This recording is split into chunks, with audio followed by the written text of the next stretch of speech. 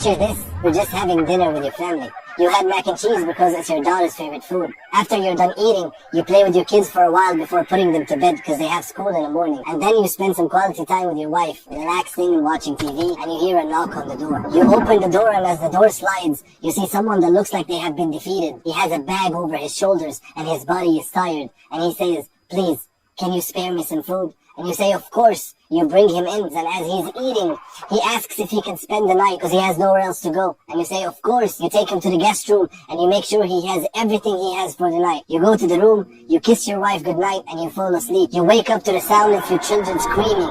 You rush out of bed, and you notice your wife isn't there, so you start to lose sense of reality. You get to the living room, and you see that all your children are dead. Your wife is naked with a hole between her eyes from where the bullet penetrated. And before you realize it, there's a gun pointed at your head by the same guy you fed your daughter's favorite food to. How do you think you would feel at that very moment? The worst you've ever felt, right? Wrong.